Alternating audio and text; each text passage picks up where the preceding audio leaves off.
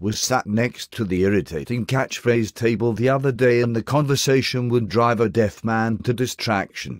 You'd have to ask my better half. Was talking to Cheers Me Dears about baby clothes, and I was on the verge of throwing myself in front of a bus. That one that is always saying, and the rest guffaws wildly at things that aren't even remotely funny and flapping her hand at her face, as if this place wasn't cold enough. They never have the heating turned up high enough is for sure, the low-life titles. And they always turn it off at kicking out time to hasten the exit of mutants, outcasts and sundry ne'er-do-wells. Getting back to the irritating catchphrase table, that woman who's always saying, "You can't buy class," was recently bemoaning early shifts to the one who is always saying, "Take a gun and shoot me." Be great someday if someone did take a gun to her. What's her face who says, "You can say that again," in reply to everything she clearly hears is passive by nature, but her friend who sighs the phrase, "Another day in paradise," till it's flogged to death is worse than all the others put together. Don't fancy yours much. Which one is that? That I'd better check with the War Office first. Crushing bore. That incurable cretin.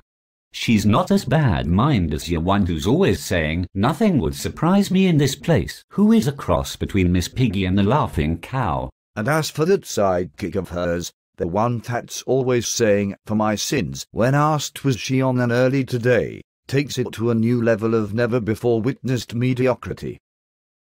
I was gazing across at the unspeakable personal habits table earlier, and when one fellow went to the toilet, his pal, a menacing-looking Marty Feldman lookalike, dropped his false teeth into the chap's pint. The man came back and took a sip and got a mouthful of twisted metal and porcelain. A maliciously sordid act of demonic proportions. The victim cleared his throat and lobbed a big green phlegm into the perpetrator's pint. Good for him. How did the filth bag react to that?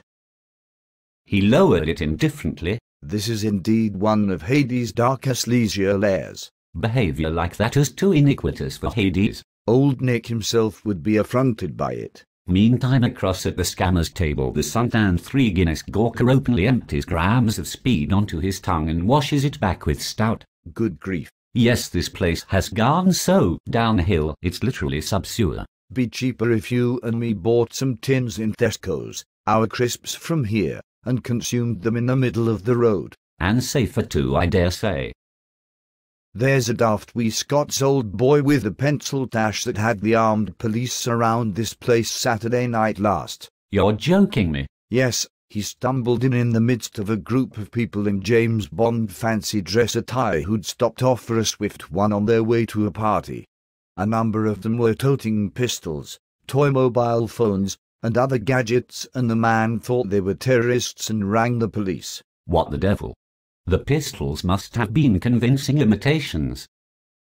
They were luminous-coloured oversized water pistols, from what I could make out. The man was clearly even too insane for the loony table. And then there's this two cantankerous bald bollockses who do nothing but stand around all day deriding the standard of staff, patron, beer and so forth.